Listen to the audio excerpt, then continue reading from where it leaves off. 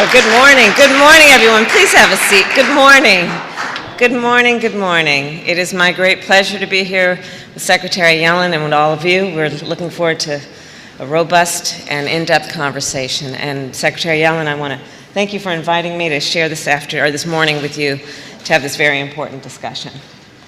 And to everyone, there are many leaders in this room. It's a room full of leaders. I want to thank you for being here today and for joining us.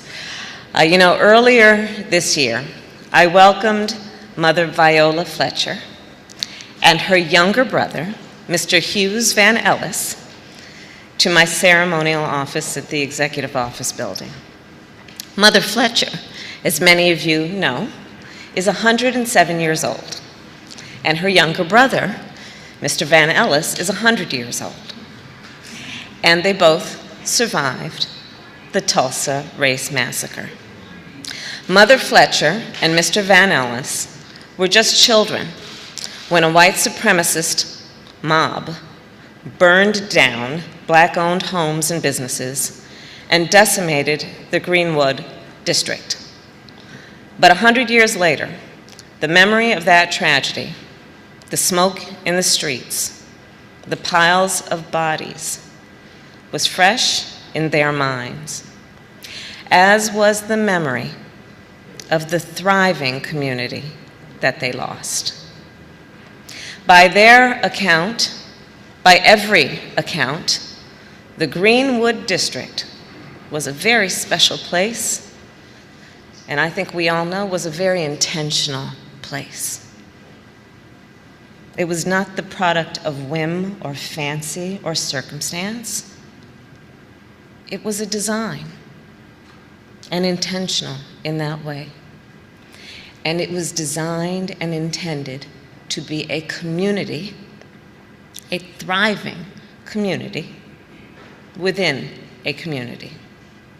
An economy in which black people supported one another, lift one another up, and modeled excellence, in which black people could determine their own future.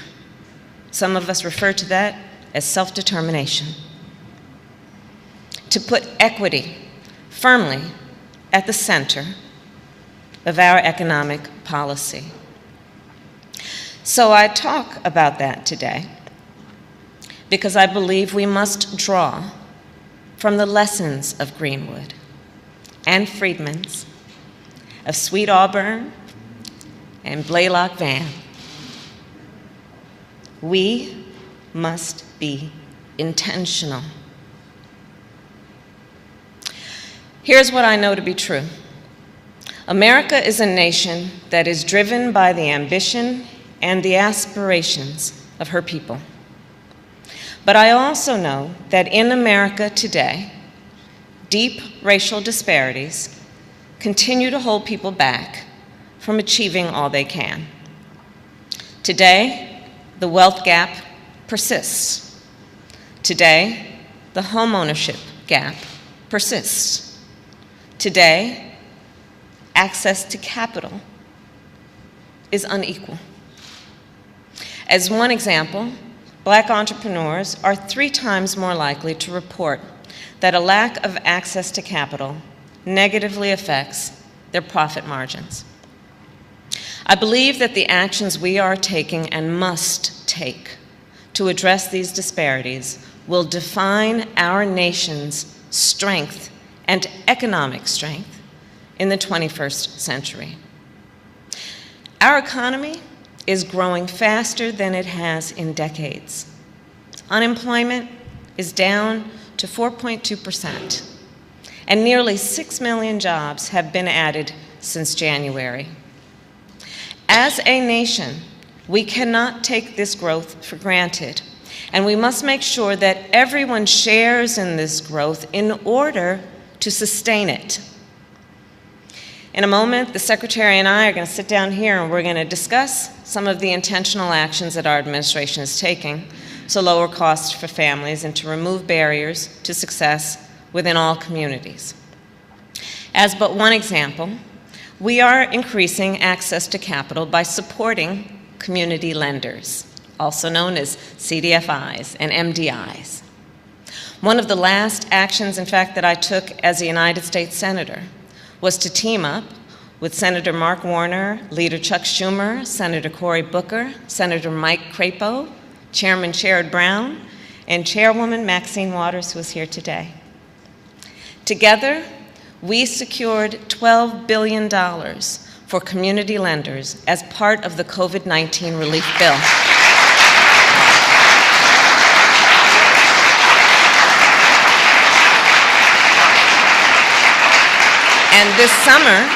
And this summer, we released $1.25 billion of those dollars through our rapid response program. And we were very excited about that. The Secretary and I did that together with so many of the leaders who are here.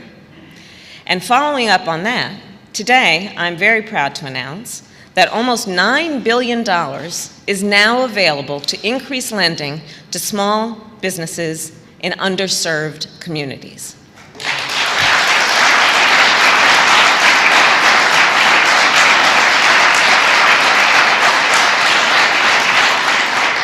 And I'll say, yes, that's a lot of money. I'm going to go off script for a minute. Yes, that's a lot of money. That's a lot of dough. But what we also intend to do is to look to you, the leaders in the private sector, to talk about how we can maximize the capacity of that infusion in a way that everyone is participating in the potential to exponentially grow that investment in our communities. But needless to say, these $9 billion will dramatically increase the work of more than 175 community lenders across our nation. This effort is close to my heart, and I know it's close to many of us. And it is certainly critical to our communities in every way, in terms of their potential, their capacity, and meeting their dreams with support and encouragement. Throughout the year, I have consulted with the most active community lenders in our nation, those who serve rural communities in Oregon and urban communities in California, including my hometown of Oakland, California. Those who serve low-income communities in the Mississippi Delta. Bill, I think you are here somewhere. Pouring capital into communities that are starved of it, providing financial services to communities that lack those services entirely. Communities like Itabena, a town of 1,800 with a median income of $17,000. Communities filled with people with ambition, with aspirations, with dreams for themselves and their children and their community. I have consulted with many community lenders who serve tribal communities in the plains of South Dakota, where Native women are making quilts that are important to their community, knowing there is a market for it based on the culture and traditions of those communities, and who needed a community lender. They needed a lender, but it just so happens that the community lenders understand best the needs of these communities and see the potential then for growth. Community lenders understand the value in providing access to capital directly to these communities. They sit down with the folks in these communities. They listen to the folks in these communities. They identify with and understand these communities, and that's what makes them so successful. And because they do, they add significant value to these communities and our entire country. So here's the bottom line. I believe that when we unlock the economic power of every community in America, there is nothing we cannot achieve in America. When we unlock that power, our families will be more secure, our businesses will be more successful, and our nation will be more competitive. When every community reaches its full potential, so too does America. And so ultimately, this is about the nation we are and the nation we want to be. So in closing, when I spoke with Mother Fletcher and Mr. Van Ellis in June, it was clear how far we have come and how far we have yet to go. I promised them that we would keep working to fulfill the vision of the Greenwood District and the promise of America, that we would keep working to build a nation in which every person has the support they need to determine their own future. And that is exactly why we have all gathered here today, to do just that. Thank you all.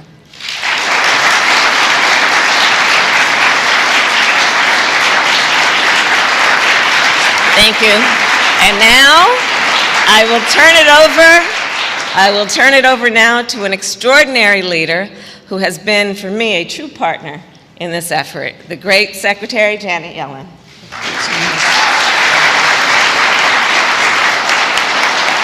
Thank you. Thank you so much, Madam Vice President, and welcome everyone. We're honored to host you at Treasury today. This is the Freedmen's Bank Forum, and I know most of us are familiar with the history. Founded by Lincoln in 1865 to help newly freed slaves build wealth, the bank's books were in shambles by 1874, largely because of poor oversight by a Congress that had waning interest in Reconstruction. Frederick Douglass, who had agreed to be the bank's president, tried to save it. He deposited $10,000 of his own money, but the show of confidence didn't work. The bank failed, and more than 61,000 African Americans lost their savings. Douglass's biographer, David Blight, called the affair one of the great aspirations, but also one of the great tragedies of Reconstruction. We're here today because, in many ways, we're still living with both that aspiration and that tragedy.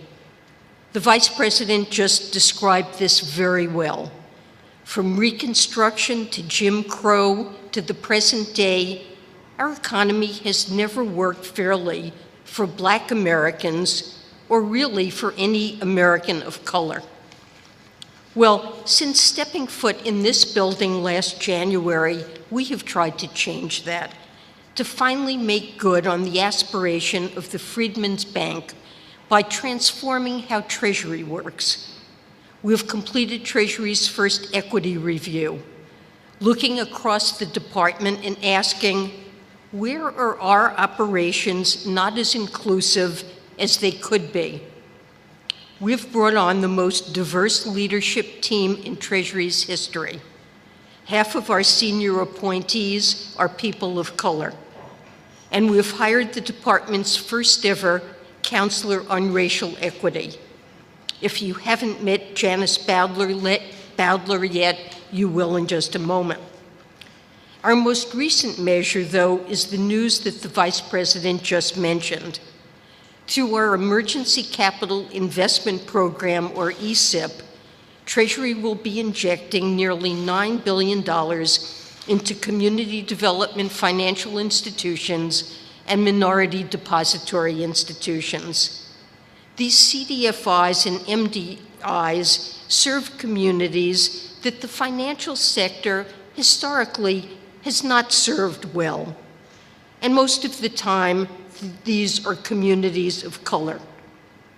If you're a Black or Hispanic or Asian or a Native entrepreneur, we know it's harder to get your hands on funding to open a shop or to keep the lights on or to meet customer demand.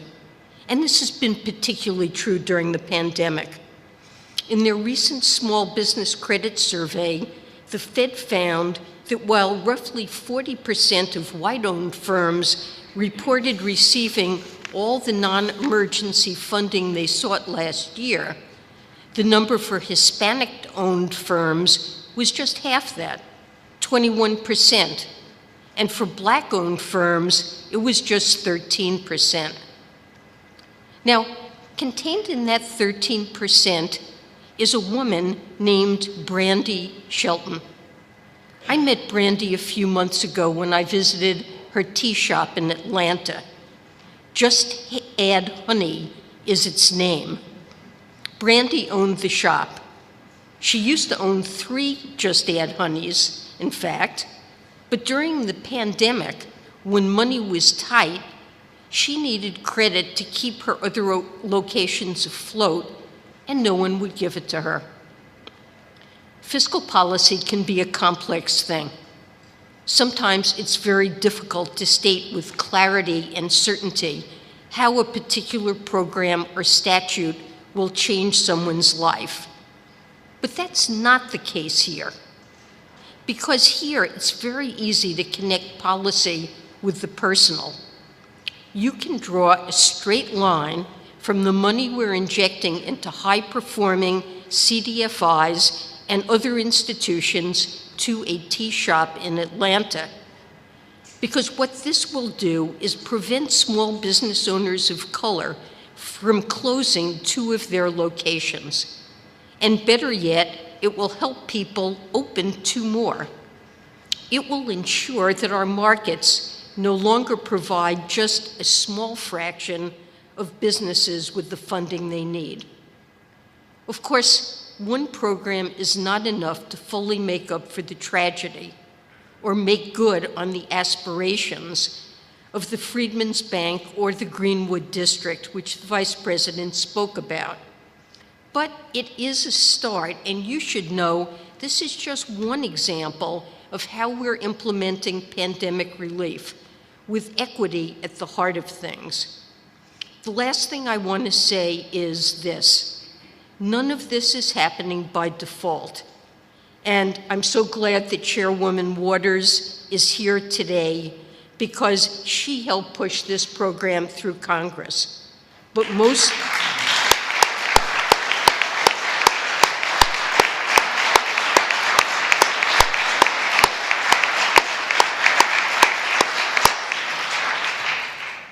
most of all, Madam Vice President, I want to thank you because you helped design the ESIP legislation when you were still Senator Harris, and you shepherded this program from a policy paper idea out into the world. Madam Vice President, thank you, and I'm looking forward to our conversation. So with that, let me invite Janice Bowdler, our new racial equity counselor, who's going to moderate for us.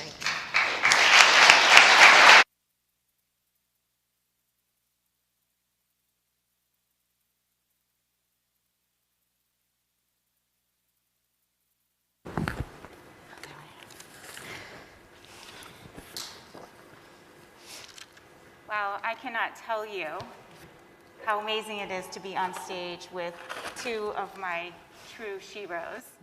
I have spent the last 2 decades of my career advocating for people of color to be able to build a nest egg that will secure their retirement, that they can share with their children. And it is an incredible honor to join an administration that is centering equity, that is putting issues of economic justice and equity at the heart of their agenda. Today we have with us clearly 2 people who you've already met, who need no introduction, who have been stalwart advocates for many years. I've had a chance to get to know Secretary Yellen. Her work speaks for itself, decades of centering women and people of color in her work. And Madam Vice President, you may not remember this, but we had a chance to meet when you were AG Harris, when you came to visit an Unidos affiliate, East Los Angeles Community Corporation, and we walked the streets of Boyle Heights talking with families who are at risk of losing their home to foreclosure. You simply cannot walk away from families who are at risk of losing everything through no fault of their own without feeling the weight of that tragedy.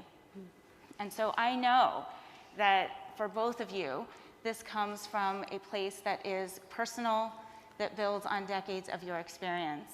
And so that's where I would like to start, actually. And we'll start with you, Madam Vice President. If you could share with us how you got into issues of economic justice and equity. What brings you to this work as one of our passionate leading advocates? Well, in many ways, I was born into it. As many of you know, my parents were active in the civil rights movement, and I talk a lot about Thurgood Marshall being one of my heroes and guiding lights in terms of the work I've chosen to do. But it was Dr. King, remember, who was organizing the sanitation workers, who was, and I think, frankly, I think many of us do, that was part of why he was assassinated. Because he was starting to join intentionally the civil rights movement with the economic justice movement, in particular around organized labor, and building a powerful coalition, potentially. Understanding that the economic justice piece is something all people in our country have experienced, depending on where they've grown up and the conditions in which they have. A. Philip Randolph, another hero growing up, who of course organized the porters and was one of the first real incredibly forceful labor leaders, because he was organizing a group of porters, professional and black men, who, you know, it is the challenge of organizing workers, but then organizing workers in a system where people were legally not treated as equal, in addition to in the workplace not treated as equal. Let's not forget Fannie Lou Hamer.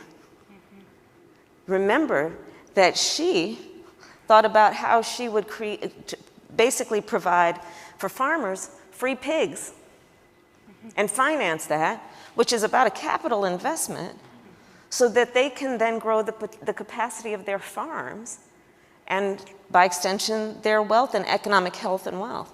So these were very much, in my childhood through my life, the examples of how you fight for justice. A big part of that is fighting for economic justice. And you mentioned, and I'll just talk briefly about this, but the foreclosure crisis. So when I was Attorney General, many of you may remember, I pulled California out of the negotiations with the big banks. It was very controversial at the time. I want to again acknowledge Congresswoman Maxine Waters, because you stood with me.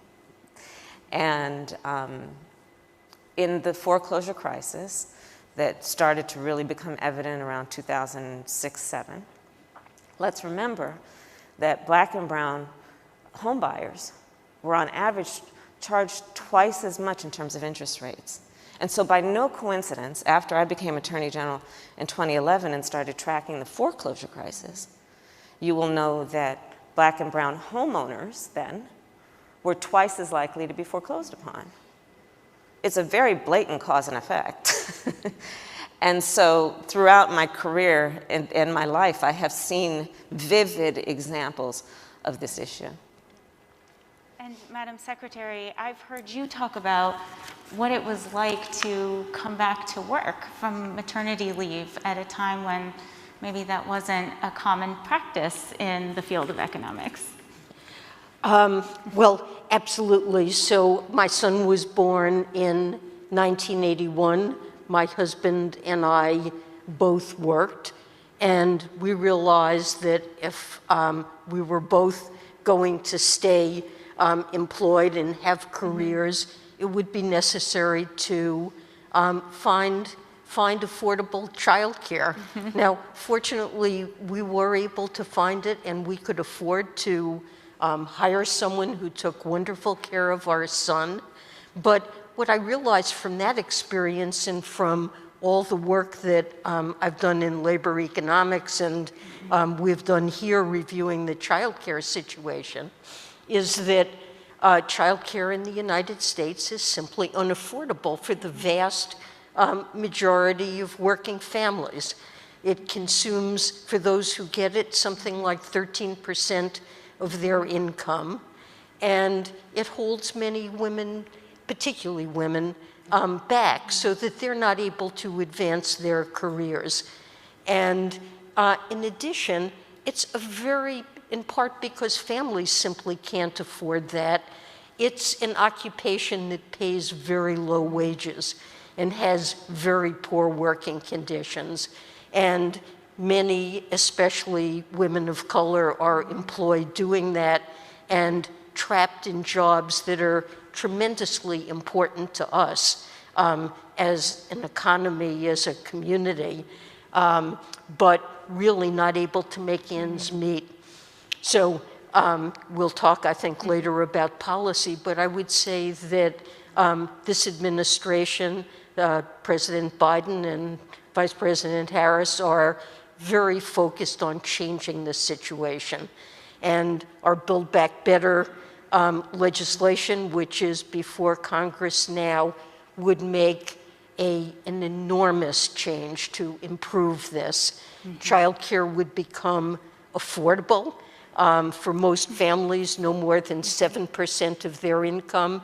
It would provide 2 years of universal early childhood education, which is not only important for families to promote their ability to work, but also for children. These investments have been shown to make a great difference to the success of children.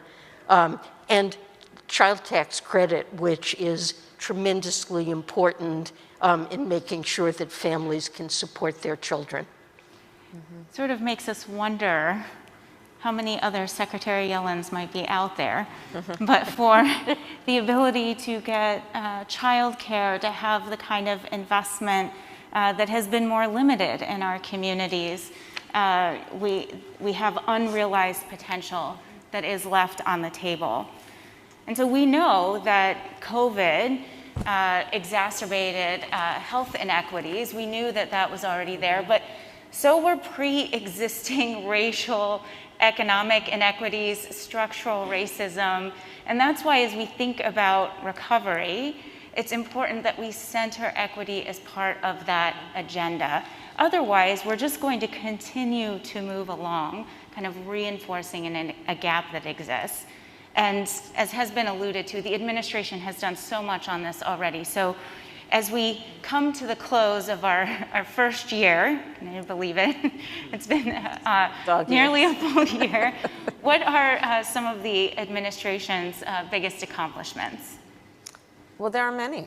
There are actually many. I would say an overriding accomplishment has been, and I think this group will appreciate it, we have really taken the time to sit back and think about what will provide the greatest return on our investments. And we have decided that investing in America's workers, investing in people, investing in families will yield the greatest return on our investment. And so you can look at everything from, as the Secretary said, the child tax credit. We know that as of today, the latest numbers I saw, we have raised 40% of America's children out of poverty. Think about the return on that investment. That's profound.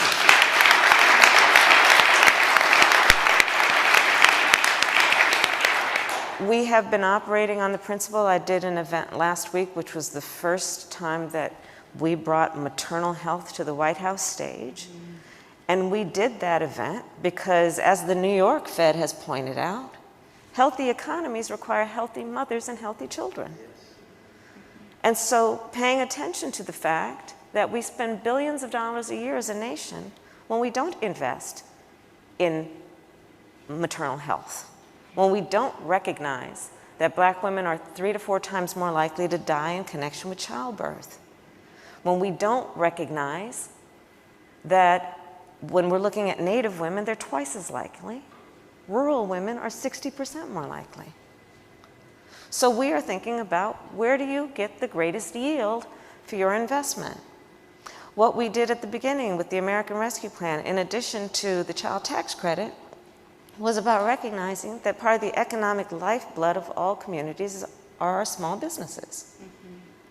That they are not only part of the economic lifeblood, if you connect a thriving economy with a thriving community, and understand that our small business leaders are also civic leaders, they are also community leaders, and what we did with the PPP program, and also what we did to recognize how previous outreach to, in particular, minority and women-owned businesses have not worked, and so let's do a better job of engaging them. And the long-term goal there was that through what we did to better engage in a rescue approach would be what we will do to engage in terms of a continuing investment approach. So these are some of the many things. I did an event yesterday in Maryland on electric vehicles. I'm very excited about them. I believe that the future of transportation is electric. And let's take a look at, in particular, I'm very excited, I must confess, about electric school buses. Yes, I went to school on a yellow school bus, and so I have good memories of that. I hope you all do too. But here's the other piece of it. At least pre-COVID, 25 million children in America a day go to school on those school buses, breathing those toxic fumes from diesel buses. Studies have shown what that will do to impact their ability to learn. And who are the children who go to school on the bus? Usually the children who don't have the neighborhood school, children who don't have, their parents may not have a car to take them to school. We know who is likely demographically to go to school on that bus. We know demographically who is likely to drive that bus every day, also breathing those fumes. So I could go down a long list, but I think that the general point that I would make, that I know the Secretary and I both, in the midst of very long days, that gets us going every day, is knowing that we are really investing in the people of our country, and we know there's going to be a great return on that investment. Right. Madam Secretary, we are living through other seismic shifts in our economy as well. For example, the way that climate change is affecting the economies of Native nations and disrupting the financial experiences of other communities of color. So you've mentioned some of this in your opening remarks, but say a little bit more about how Treasury is centering the most vulnerable in our work to rebuild the American economy. Well, thanks, Janice. Let me just say the Treasury has been focused like a laser on racial equity since day one. And we've conducted a top-to-bottom review of what we do, both internally in terms of our own hiring and promotion plans, and also in terms of all of the policies and programs that we implement. And it was my pleasure, Janice, to bring you on as our first ever racial equity counselor. I'm thrilled that you joined us to make this your mission, to focus systematically on everything that Treasury does. And we're also establishing a new racial equity advisory committee, and we'll be making appointments to that soon. But the Vice President talked about the various programs that we have in place that are intended in the future to build back better, to promote racial equity. Treasury also has the enormous privilege and responsibility of implementing almost $1 trillion worth of programs under the American Rescue Plan. And we have very intentionally focused in our management of these programs on racial equity, on making sure that help gets, as Congress intended, to those who need it most, and that the rules that we set up and parameters for running this program don't disadvantage the people that these programs are intended to help. You mentioned, Madam Vice President, the PPP program, which we initially found just wasn't getting money into communities of color. And when we began to manage that program, we focused very much on ensuring that CDFIs would have access, those who are best able to get the money into these communities, that they would have privileged access to the funding to make sure that help got there. And really, this has been true in our management of all of the programs. Just to give an example, you mentioned the child tax credit, which has had an enormous, a 40% reduction in poverty rates is just extraordinary. But we have to make sure that it gets to all those who are eligible. Yeah. And This was something that it wasn't an easy program to implement, but it was relatively easy to get relief, to get monthly checks to people who file tax returns. But there are many low-income people, particularly in communities of color, that aren't required to file tax returns, and they're eligible for that credit. And it's a lot more work to make sure they know about it, that they have the tools to apply for it, and that's the kind of thing that we've been focused on. Emergency rental assistance, another program. Well, you know, we want to make sure that these programs, that the money gets to people who really qualify, and you could imagine establishing criteria that, well, you have to have 5 years worth of W-2s and rental contracts and canceled checks to show that you're eligible for this support. And if we ran the program that way, probably very few renters who were really in need, about to lose the roofs over their heads, would end up getting help. So, and that would be particularly true in communities of color.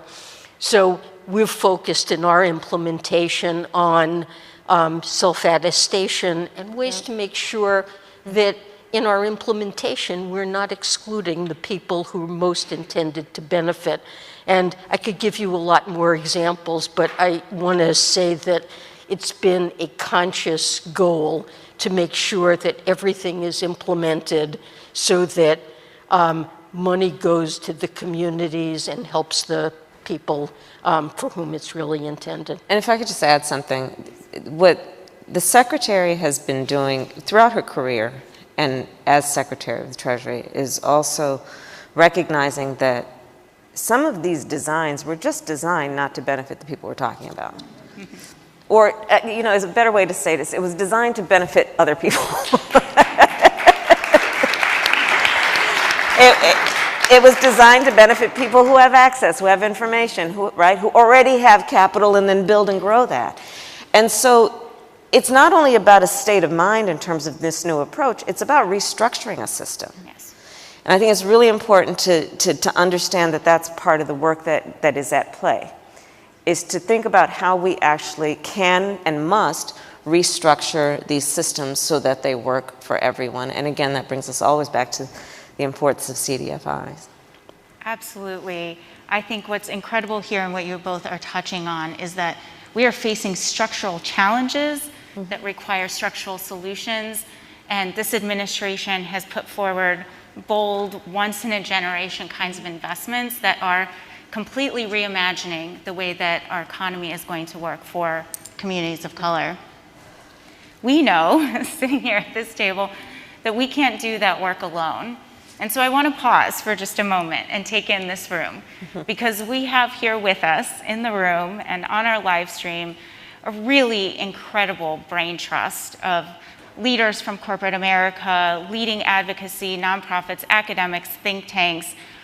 I think we have what we need in this room to really solve the challenges that we're facing. So, Madam Vice President, what would you say to folks here? How can they get on board and support our shared goal of eradicating the racial wealth divide? How much time do we have? Well, I'll start with this, to your point about who is in the room.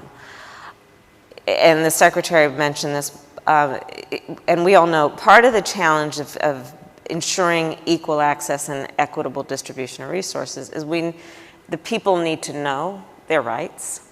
They need to know what's available to them, and they also need to have the tools to navigate a system and the information about what that system is. And so that is about using our collective voice, hopefully always fueled with the goal of increasing the coalition, so that we can improve information and access.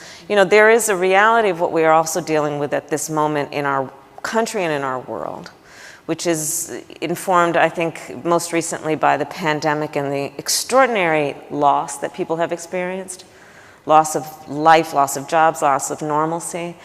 And there is a feeling also combined with a number of other factors about whether folks can trust the system, whether they can believe in the system, whether it is working for them, whether it sees them.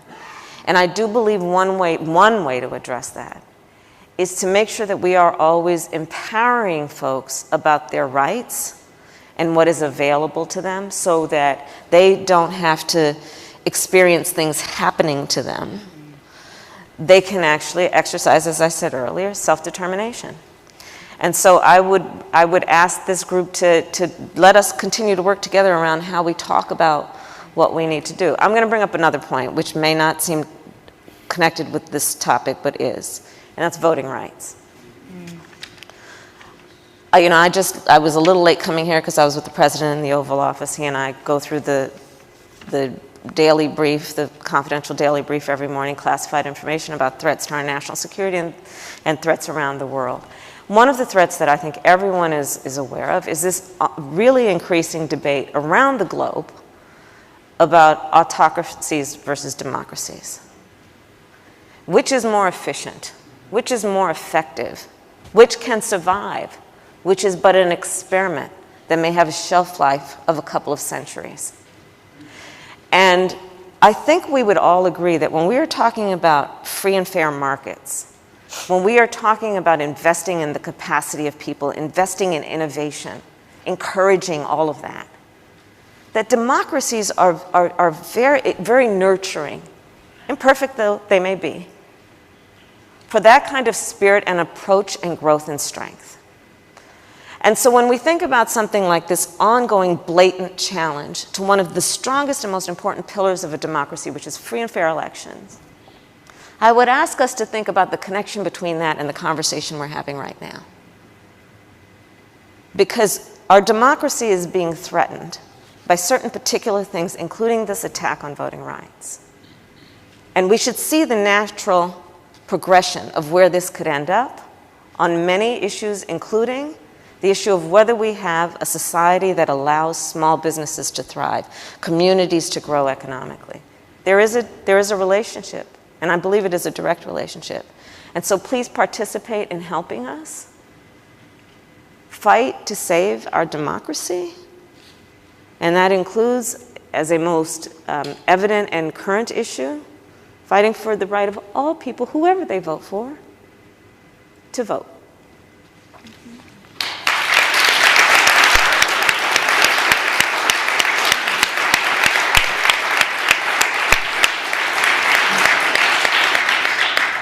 Madam Secretary, I'd love to give you the last word.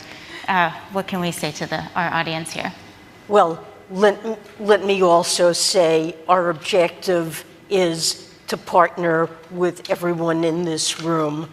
The government, the Biden administration is very focused on using new resources to inject lending capacity in businesses, in communities of color, but this is not something that we can accomplish on our own without the help of everyone in this room.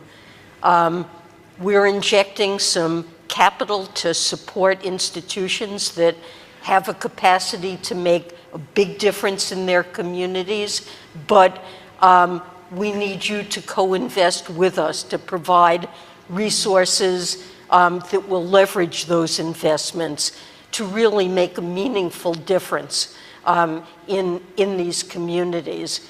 And we need so much more that you can do. And I've had the pleasure of discussing this with some of you this morning, business leaders who are here today. You can help train people to work and to be employable in the businesses that are going to be created or in America's businesses today. You can promote diversity and inclusion, making sure that leadership starts from the top and that you focus on this in your own organizations.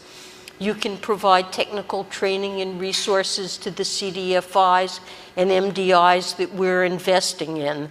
and to the organizations, to the companies that they're going to fund to make sure that they're successful. You can be the customers of those companies to make sure that they have business opportunities and that these investments can scale. And we need to work together to make sure that all of our resources are going to support viable and self-sustaining improvements in these communities.